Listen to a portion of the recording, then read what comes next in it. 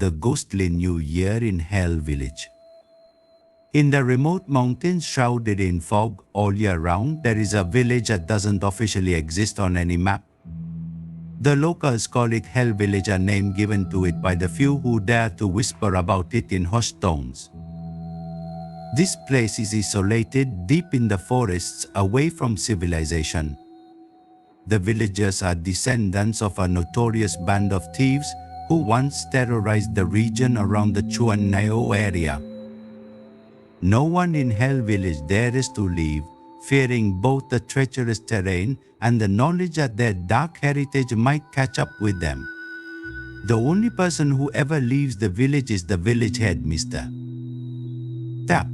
One cold night just before the end of the year, Mr. Tap had a vivid dream. In the dream, a man dressed in bright red robes warned him that the village would soon face a terrible disaster. Whether it was a divine warning or simply a figment of his guilty conscience, Mr. Tap couldn't tell. But soon after, a series of horrific deaths began to unfold in the village, deaths so gruesome they defied imagination. No one could explain the origin of these deaths, nor predict when the curse upon Hell Village would end. One thing was clear: the nightmare had become a horrifying reality. The legend of Hell Village goes back many years. It is said that during the Nguyen dynasty, Chuan Nao was infamous for being a hideout for a ruthless gang of bandits. Anyone who ventured near was robbed, often murdered, and their bodies left to rot as a warning. One day, a wealthy silk merchant and his entire family, over 100 people strong, were massacred by the bandits. It was a brutal killing. Some were beheaded, others stabbed through the heart, and still others disemboweled. The blood flowed like rivers, staining the earth red. The bandits left no one alive except for a pregnant woman, the wife of the silk merchant. How she managed to escape remains a mystery. Some say she hid among the tall grasses, waiting for the bandits to leave. After this massacre, the place was forever haunted by the souls of the murdered family, seeking vengeance. The area became known as Chuan Nao, a cursed ground where few dared to tread. Years later, the remnants of the gang, who had escaped capture, fled to the mountains and founded Hell Village. These survivors, both young and old, men and women, were desperate to find a place where they could live without fear of retribution. They built a small community, but their lives were overshadowed by the crimes of their forefathers. The villagers believed their home was a living hell, a reflection of their sins. As the village prepared for the Lunar New Year, they tried to celebrate like any other village would, boiling rice cakes and sharing stories by the fire. But this year was different. The cold was biting, and an ominous sense of dread filled the air. On the eve of the New Year, the village was hit by a series of mysterious deaths. Men who went out to hunt disappeared, only to be found days later, their bodies frozen in expressions of terror. Mr. Tap, a man well into his 50s, was one of the few who did not believe in superstitions. But even he could not ignore the series of strange dreams he had been having: visions of red-robed figures, of snakes slithering into his house, of a river of blood flowing through the village. He tried to dismiss them, but the more he tried, the more vivid and terrifying they became. The deaths continued, and the villagers became more and more fearful. They spoke in whispers, afraid that even their words might bring more misfortune. Mr. Tap decided to leave the village once more, to seek out a fortune teller in the nearest town. Maybe they could help him understand his dreams and provide a way to save his village from the curse. When he returned, he brought back with him more than just the usual supplies of medicine and salt. He returned with a warning, a prophecy that the village was doomed unless they performed a ritual to appease the spirits. But it was too late. As the fog thickened and the new year approached, the deaths became more frequent and more violent. The villagers gathered in the center of the village, desperately trying to ward off the evil spirits with chants and offerings. But nothing worked. The air was thick with tension, and everyone could feel that something terrible was about to happen. The last night of the year arrived, and with it, the final death. The village elder himself, Mr. Tap, was found dead in his home, his body twisted in unnatural ways. The villagers now knew that there was no escaping their fate. The curse of Hell Village was real, and it had come to claim them all. They say that to this day, if you wander too close to the village in the fog, you can still hear the whispers of the dead calling out for revenge. The curse unfolds. The deaths in Hell Village didn't stop with Mr. Tap's gruesome demise. In fact, his death seemed to have unleashed a new wave of terror upon the villagers. Panic set in. No one felt safe anymore, not even in their own homes. People began to disappear mysteriously, and those who remained lived in constant fear, their eyes darting at every shadow, every unexpected noise. One night, a young woman named Tuilan went missing. She had been out collecting firewood just before dusk and never returned. The next morning, her husband found her deep in the woods, hanging from a tree, her eyes wide open in horror. What made the scene even more disturbing was the strange, unfamiliar symbols carved into the tree bark around her, symbols no one in the village had ever seen before. It was as if some malevolent force was leaving its mark, claiming its territory. The villagers decided to consult an elderly woman known only as the Witch of the Mountains, who lived alone on the outskirts of the forest. She was feared and respected by all, rumored to have ancient knowledge passed down through generations. Desperate, they sought her out, hoping she could explain the dark symbols and the string of deaths that had befallen their village. The witch agreed to help but warned them of a dark truth. She explained that the land they had built their village on was not just any land, it was cursed ground, a place where the souls of the murdered silk merchant's family still lingered, unable to find peace. She said the spirits had been awakened, their thirst for vengeance renewed. They were furious, she explained, because the villagers had not only failed to make amends for their ancestors' sins but had also continued to live in ignorance of their past deeds. The witch's words chilled the villagers to the bone. She told them there was only one way to appease the spirits, a ritual sacrifice. But not just any sacrifice, a life for every life taken by the original bandits. Over 100 lives needed to be offered to balance the scales, to pay the blood debt that hung over the village like a dark cloud. The villagers recoiled in horror. Such a thing was unthinkable, impossible. But deep down they knew there was no other way. As the days passed, fear turned into paranoia. Neighbor turned against neighbor, each accusing the other of being possessed or cursed. Some suggested fleeing the village, but the witch warned them that the curse would follow wherever they went. They were bound to the land, shackled by the sins of their ancestors. If they left, they would die. And so, trapped in their own personal hell, the villagers began to consider the unthinkable.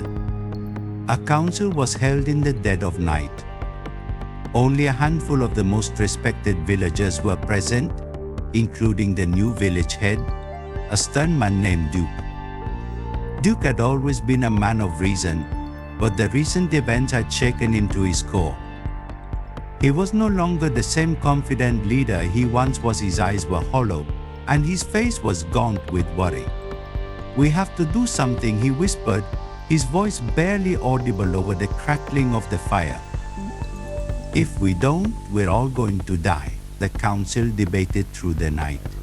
Some suggested that they start with the elderly, those who were already close to death. Others argued that the stronger, younger villagers should be sacrificed first, as they were more likely to satisfy the angry spirits. But as the discussion dragged on, it became clear that there was no right answer, no solution that could save them. They were trapped in a nightmare of their own making, and the only way out was through blood. And so the first sacrifice was made. An old man named Kian, who had lived in Hell Village his entire life, was chosen. He was frail and nearly blind, and though he protested, he was quickly overpowered by the younger, stronger men. They tied him to a tree in the center of the village and waited. As the night grew darker, a thick fog rolled in, enveloping the village in a shroud of gray. The villagers huddled together, praying, hoping that this would be enough. But it wasn't. The next morning, Cain's body was gone, and in its place were the same strange symbols that had appeared around Tuilan. The sacrifice had failed. The villagers were beside themselves with fear and confusion. Some claimed they heard whispers in the night, voices calling out from the fog, begging for justice. Others saw apparitions, ghostly figures with hollow eyes staring at them from the edge of the forest. Dukes, now desperate and on the brink of madness, sought the witch again. She looked at him with a knowing sadness and told him the truth he had feared: the spirits will not rest until every soul in this village has paid for the sins of their ancestors. There is no escape. The villagers tried to resist, to fight back against the unseen forces that haunted them. They burned incense, performed rituals, and even tried to exorcise the spirits. But nothing worked. One by one, they succumbed to the curse, disappearing into the fog or found dead in terrifying ways. As the new year approached again, only a handful of villagers remained. They huddled in their homes, too afraid to venture outside, even in daylight. The fog had grown thicker, and the air was heavy with a sense of impending doom.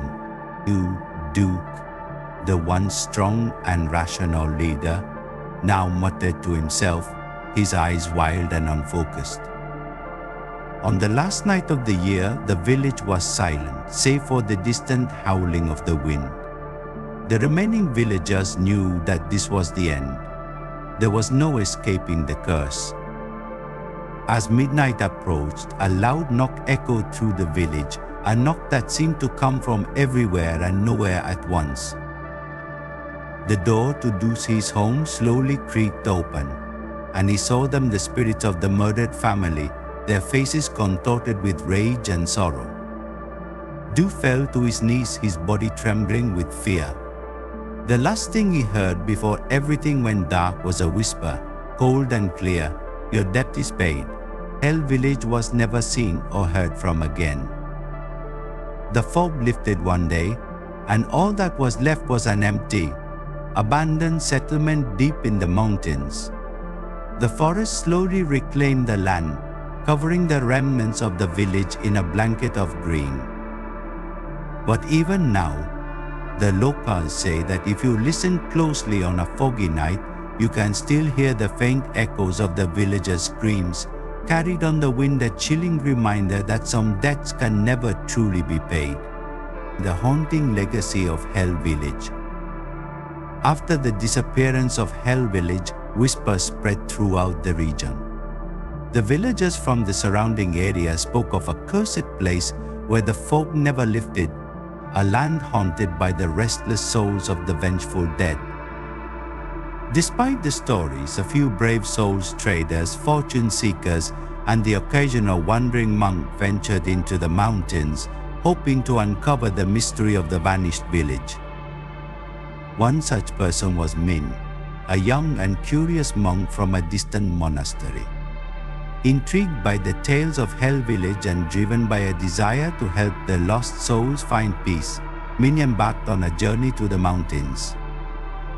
With only his faith and a few provisions, he followed the winding paths through the dense forests, guided by the stories he had heard and the occasional signposts left by previous travelers. The journey was long and treacherous. The fog grew thicker as Min climbed higher into the mountains, obscuring his vision and distorting the landscape around him. Strange noises echoed through the trees, whispers, rustling leaves, and the occasional sound of footsteps that weren't his own. He felt the presence of something unseen watching him, but his determination pushed him forward. After days of walking, Min finally arrived at what remained of Hell Village. The place was eerily silent. The houses, now overgrown with vines and partially collapsed, stood like silent sentinels in the fog. The village's square, once a center of life and community, was now a desolate space covered in a blanket of thick mist. Min could feel the chill in the air, a cold that seemed to seep into his bones. As he walked deeper into the village, he saw strange symbols carved into the trees and stone, symbols that matched the descriptions from the stories he had heard. They seemed almost alive, pulsating with a dark energy that made the hairs on the back of his neck stand on end. Min stopped in front of the old village head's house, the place where Mr. Tap had been found dead. The door hung open, swinging slightly with the wind. Min stepped inside, his heart pounding. The interior was dark, the air stale with the scent of decay. He lit a small lantern he carried and looked around. On the floor, he saw more of the strange symbols arranged in a circle. He felt a shiver run down his spine as he realized he was standing in the center of some kind of ritual space. He whispered a prayer under his breath, hoping to offer some comfort to the spirits that might still linger there. Suddenly, the air grew colder, and the flame of his lantern flickered violently. Min felt a presence, a cold hand brushing against his back. He spun around but saw nothing. The whispers began again, louder this time, as if a crowd of unseen voices were speaking all at once. He could not understand the words, but he could feel the anger and sorrow in their tone. Just as panic began to set in, Min forced himself to remember his training. He sat down in the center of the room, closed his eyes, and began to chant a prayer for the dead, calling for peace and forgiveness. He could feel the darkness around him closing in, pressing against his mind like a vice. But he kept chanting, his voice steady, his faith unwavering. Minutes passed, then hours. Slowly, the whispers began to fade, replaced by a low, mournful wail. Min opened his eyes and saw the faint outlines of figures in the mist, ghostly shapes, barely visible, but there nonetheless. They were watching him, their expressions a mixture of sadness and rage. He continued to pray, extending his hand towards them, offering what little solace he could. "You have suffered greatly," he said softly, his voice filled with compassion. "But your suffering does not need to continue. I am here to help you find peace." The figures seemed to hesitate, as if unsure whether to trust him. But as he continued his prayer, one by one they began to fade, their forms dissolving into the mist. The air grew warmer, and the oppressive weight that had filled the room lifted. Min felt a sense of relief wash over him, though he knew his work was not yet done. He spent the next few days walking through the village, performing rites and prayers at each house, each symbol marked stone, and each overgrown pathway. The fog, though still thick, seemed less menacing, the air less cold. On the fourth day, as he was preparing to leave, he stood at the village square and offered one final prayer. As he finished, he felt a breeze blow through the square, clearing the fog for just a moment. In that brief instant, he saw them, the spirits of the villagers, now calm and at peace, standing together in the square. At the forefront was Mr. Tap, his face no longer twisted in fear but serene, a slight smile on his lips. He nodded at Min, a gesture of gratitude. Min bowed deeply, tears in his eyes. When he stood up, the fog had returned, and the spirits were gone. The village was silent once more, but this time it felt different, lighter, as if a great burden had been lifted. Min knew that while the curse of Hell Village had not been completely broken, the spirits were no longer trapped in their endless cycle of torment. He turned and began his descent down the mountain, the path now clear and the way forward illuminated by the light of the morning sun breaking through the fog. As he walked away, he heard a single soft whisper on the wind, "Thank you." Min never spoke of what he had seen to anyone outside his monastery, but the story of his journey spread, passed down in hushed tones around campfires and among the old folk of the region. They say that Hell Village is still there, hidden deep in the mountains, but it is no longer a place of dread. The spirits have found some measure of peace, but they remain watchful, guarding their home from anyone who might dare disturb their eternal rest. And on certain nights when the fog is thick and the moon is full, some say you can still see a faint light moving through the village, a solitary monk, his lantern guiding him as he continues his eternal vigil, ensuring that the peace he fought so hard to bring is never broken again. The return to Hell Village. Years passed, and the story of Hell Village became nothing more than a frightening tale told by grandmothers to keep their children from wandering too far into the forest. Yet, despite the fading memories of the curse, there remained a quiet unease that kept the villagers in the surrounding areas vigilant. They never ventured too close, not even during the day, and especially not during the foggy nights when the past seemed to seep through the veil of time. One misty evening, a group of adventurous young men, emboldened by drink and the naive bravado of youth, decided to seek out the fabled Hell Village. They were skeptical of the old legends and eager to prove that the stories were nothing more than superstitions. Armed with torches and a map they had pieced together from various old stories, they set out into the forest, laughing and joking as they went. The fog thickened around them as they climbed higher, swallowing their laughter and muting their footsteps. The deeper they went, the more they began to feel the weight of the silence pressing in. The forest was alive with an unnatural stillness, as if holding its breath, waiting for something.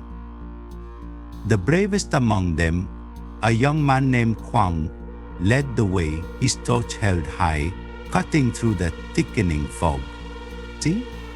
There's nothing to be afraid of," Kwang shouted back to his friends, though his voice carried a hint of uncertainty. "These are just old stories," the others murmured in agreement, though they stuck closer together, their initial bravado waning with every step. They pushed forward, and after what felt like hours, they finally reached what appeared to be the edge of a clearing. As they stepped into the open space, the fog seemed to recede slightly, revealing the dilapidated remnants of Hell Village. What they saw before them was unsettling. The village was exactly as the stories described: crumbling houses overtaken by nature, paths overgrown with weeds, and the air heavy with an indescribable chill. The young men hesitated, their earlier courage evaporating. The eerie silence was almost tangible, and the village seemed to exude a feeling of watchful anticipation, as if it had been waiting for them. One of the men, Hugh, spotted something on the ground and bent down to pick it up. It was a small, weathered amulet, covered in strange symbols that looked familiar from the stories they had heard. As he examined it, a sudden gust of wind blew through the clearing, snuffing out their torches and plunging them into darkness. Panic gripped the group. The fog thickened again, wrapping around them like a cold, damp shroud. They fumbled with their matches, desperately trying to relight their torches, but the wind howled louder, carrying with it whispers that seemed to come from all directions. Kwang's heart raced as he realized the whispers were not the wind at all. They were voices, angry, sorrowful voices that seemed to rise from the very ground beneath their feet. "We need to leave," Kwang shouted, his voice breaking with fear. Now, but as they turned to flee, they found their way blocked by shadowy figures that materialized out of the fog. These figures were faint and ghostly, their forms barely visible, yet their presence was unmistakable. The young men froze, their blood running cold as the figures slowly advanced, their faces contorted with rage and despair. Hugh, clutching the amulet, stumbled back, his eyes wide with terror. "I'm sorry," he cried out, his voice trembling. "We didn't mean to disturb you," but the spirits did not respond. Instead, they moved closer, their expressions growing more twisted and anguished. Kwang, sensing that they had little time, grabbed Hugh by the arm and tried to pull him back, but it was too late. The ground beneath them seemed to give way, and they fell into a deep, dark pit, the earth swallowing them whole. When Kwang came to, he found himself alone in a dark, underground chamber. The air was thick with the smell of damp earth and decay. He could hear faint whispers all around him, growing louder with each passing moment. His friends were nowhere to be seen. Panic surged through him as he stumbled to his feet, trying to find a way out. He turned and saw that the chamber was lined with the same strange symbols he had seen on the amulet. They glowed faintly, casting an eerie light that flickered like the dying embers of a fire. In the center of the chamber was an altar, and on it lay an old leather-bound book. Compelled by a force he could not resist, Kwang approached the altar and opened the book. The pages were filled with ancient text and illustrations of rituals and sacrifices. As he flipped through the pages, he realized the book was a grimoire, a guide to dark magic and summoning rituals. His heart pounded in his chest as he understood the true nature of the curse that plagued Hell Village. It was not just a place haunted by the spirits of the murdered family, but a site of dark rituals that bound those spirits to the land, feeding on their torment for power. Kwang knew he had to get out, to escape this place before he too was claimed by the darkness. But as he turned to leave, he saw them, the spirits of his friends, now twisted and ghostly, standing in the doorway. Their eyes were hollow, their faces expressionless.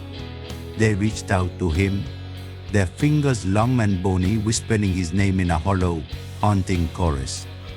"Kwang, stay with us."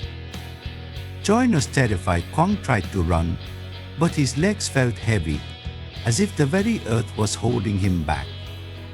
He tripped and fell, the grimoire slipping from his grasp and falling open to a page marked with blood. The whispers grew louder, more insistent, and Kwang felt a cold hand on his shoulder.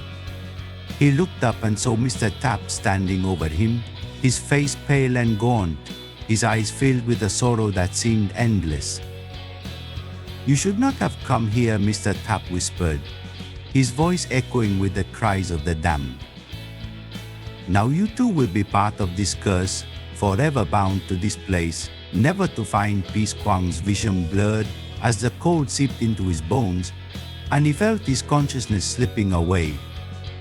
The last thing he heard before darkness claimed him was the mournful wail of the spirits, a sound that echoed through the forest, carrying on the wind, warning others to stay away. Hell Village remained hidden in the mountains, a ghostly remnant of its cursed past. The young men who ventured there were never seen again, and their disappearance only added to the legend of the haunted village. Over time, the stories grew darker, more terrifying, and the warnings became more dire. No one dared to go near the place, not even the bravest souls. And yet, on certain nights when the fog rose in thick and heavy, some say they can see faint lights flickering in the distance, deep within the forest. Others claim to hear the cries of the lost souls, calling out for help, begging for release. But no one ever goes to investigate, for fear that they too might become a part of the endless nightmare that is Hell Village. For in the shadow of the mountains, Where the fog never lifts and the wind carries the whispers of the dead, the curse of Hell Village lives on, forever binding the souls of the damned to their eternal torment. A haunting reminder of the darkness that lingers just beyond the edge of human understanding. The eternal vigil. The legend of Hell Village had become a tale of caution, a whispered reminder to avoid the old paths that led into the heart of the mountains. But for those who still believed in the old ways, the village was more than just a story. It was a wound, a scar on the land that refused to heal. Among them was Lan, a young woman with a gift for sensing the unseen. She had heard the stories from her grandmother, who had once lived in the region before the village vanished. Lan's grandmother often spoke of the spirits that lingered, not out of malice, but because they were trapped in their suffering. She told Lan that the spirits needed to be guided to the other side, where they could finally find peace. Inspired by her grandmother's tales and driven by a sense of duty, Lan decided to do what no one else dared. She would return to Hell Village and attempt to free the lost souls. Equipped with little more than her grandmother's old prayer book, a handful of protective charms, and a heart full of resolve, Lan set off on her journey. The path to the village was overgrown and barely recognizable, but she pressed on, guided by the pull she felt deep in her chest, a pull that seemed to lead her ever closer to the source of the village's torment. As Lan neared the village, she could feel the temperature drop. The fog was thicker here, swirling around her in ghostly tendrils. She sensed the presence of the spirits, not just around her but within the very earth beneath her feet. The village was a cold, dark place where sunlight seemed forbidden. The shadows of the past loomed large, casting an eerie stillness over everything. Lan stepped into the village square, her breath visible in the chill air. She stood there, taking in the ruined homes, the twisted branches of trees, and the oppressive silence that filled the place. She closed her eyes and began to chant the prayers her grandmother had taught her, her voice steady despite the fear clawing at her heart. She could feel the spirits stirring, drawn to the sound of her voice. The fog thickened, swirling around her like a living thing, and she saw them, the spirits of the villagers, emerging from the mists. They were pale, translucent, their faces a mask of sorrow and confusion. She could feel their pain, their longing for release. They surrounded her, their eyes pleading for help. Lan continued to chant, raising her hand to hold up the charms. The spirits hesitated, their forms flickering like candle flames in the wind. She could feel their fear, their uncertainty, but she pressed on, determined to help them. "You do not belong here," she called out to them. "You have suffered enough. Let go of your pain and find peace." The spirits wavered, their forms fading in and out of existence. For a moment it seemed as though they might finally move on. But then a chill ran through the air, colder than anything Lan had felt before. The fog seemed to darken, and the whispers grew louder, more frantic. She turned, and there, at the edge of the village, she saw him, Mr. Tap, the old village head, his face twisted in agony. He stepped forward, his eyes locked on Lan, and raised a skeletal hand. "You cannot help them," he hissed, his voice echoing with a hollow, dreadful resonance. "We are bound to this place by our sins. We cannot leave." Then Lan's heart ached the sight of him. "But you don't have to stay," she insisted. "You can be free. Let go of your guilt and move on." Mr. Tap shook his head, his face a mask of despair. "It is not that simple. The curse runs deep, deeper than you can imagine. This village is a prison, and we are its prisoners, condemned by the sins of our ancestors." Anne felt tears welling in her eyes. She could feel his pain, his regret. "Then help me break the curse," she pleaded. Help me set you free. Mr. Tapp stared at her for a long moment, his expression unreadable. Finally, he nodded, a slow, almost imperceptible movement. There is a way, he said, his voice a whisper. But it is dangerous. The ritual that bound us here must be undone, but it requires a great sacrifice. Anne swallowed, her throat dry. What kind of sacrifice? He looked at her with a sorrowful gaze. A life for a life. To free us, someone must take our place. The words hung heavy in the air, and Lan felt a chill run down her spine. She knew what he was asking of her. To break the curse, to free the souls trapped in the village, she would have to offer her own life in return. She hesitated, fear gnawing at her. But then she remembered her grandmother's stories, the tales of the restless dead and their unending torment. She knew she could not turn back now. If that's what it takes, she said softly, then I will do it. Mr. Tapp nodded, his expression softening. You are brave, young one, he said. Braver than anyone who has come before you. Lan took a deep breath and stepped forward, her resolve firm. She closed her eyes and began to chant again, this time with more power, more conviction. The air around her crackled with energy, and she could feel the spirits gathering, their presence stronger than ever before. The ground beneath her began to tremble, and she felt a warmth spread through her body, a warmth that pushed back the cold. She continued to chant, her voice rising above the wind, above the whispers. She could feel the village shaking, as if the very foundations of the earth were being torn apart. Suddenly there was a blinding light, and Lan felt herself being lifted off the ground.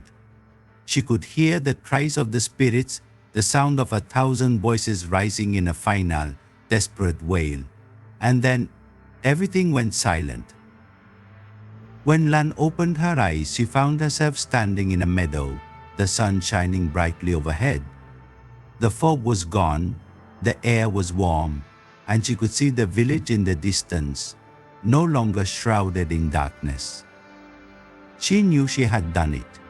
She had broken the curse. But as she looked around, she realized she was alone. The spirits were gone, and she could feel their absence like a hollow archie in her chest. She had freed them, but at a cost. She knew she would never leave this place, that she was now a part of the land, bound to it by the sacrifice she had made. And yet she felt at peace. She had done what she came to do, and that was enough. She closed her eyes and took a deep breath, feeling the warmth of the sun on her face. She could hear the sound of birds singing in the trees, the rustle of leaves in the wind. The village was no longer a place of darkness and despair. It was a place of light, a place of peace. And so, Lan remained, the guardian of the village, watching over it, ensuring that the spirits remained at rest.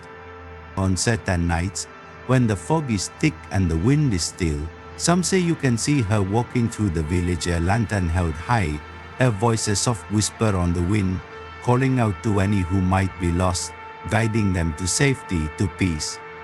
Hell Village was no longer a place of horror, but a sanctuary, a place where the past was finally to rest, and the spirits of the dead could find the peace they had been denied for so long.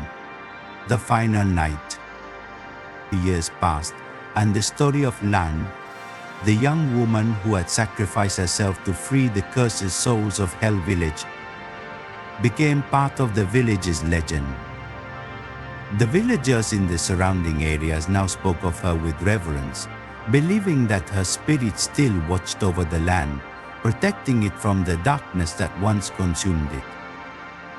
The village, once a place of fear and death, was now considered a sanctuary, a sacred ground where the living could find peace and the dead could find a rest.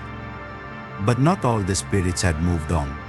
Deep within the forest, where the fog still lingered, there was a darkness that refused to be quelled. It was the remnant of the ancient curse, a shadow that clung to the land, feeding on the fear and sorrow of those who ventured too close. It was a malevolent force, a vestige of the dark rituals that had bound the spirits to the village in the first place. This darkness had grown restless, sensing that the village was slipping from its grasp. It knew that as long as Lan's spirit remained, it could not regain its full power. So it waited, biding its time, gathering strength from the shadows until the day it could strike back. One cold winter's night, a group of travelers found themselves lost in the forest near Hell Village. They were weary and cold, their supplies dwindling, and the path ahead was obscured by the thickening fog. They had heard the stories of the cursed village, but dismissed them as mere superstition. Desperate for shelter, they decided to seek out the village, hoping to find refuge from the biting cold. As they approached, they felt a strange unease settle over them. The air was heavy, oppressive, as if something unseen was watching them. The forest was eerily silent, the only sound the crunch of snow beneath their feet. Despite the stillness, they pressed on, driven by the need to escape the cold. When they finally reached the village, they were struck by its serene beauty. The houses, though old and weathered, stood peacefully in the moonlight. The fog that had followed them through the forest seemed to dissipate at the village's edge, leaving the air crisp and clear. They breathed a sigh of relief, feeling that they had finally found a safe haven. They settled into one of the old houses, lighting a fire and huddling together for warmth. The night was quiet, and they soon drifted off to sleep, exhausted from their journey. But as the night wore on, the darkness that had followed them from the forest began to creep into the village. It slithered through the streets, a shadowy mist that wound its way between the houses, searching, probing. It found the travelers in their sleep, and as it wrapped itself around them, their dreams twisted into nightmares. The shadows whispered to them, filling their minds with visions of the past, the bloodshed, the rituals, the spirits that had been bound to the village. The travelers thrashed in their sleep, tormented by the dark memories of a time long forgotten. Lan's spirit, sensing the encroaching darkness, appeared in the village square, her lantern glowing with a soft, golden light.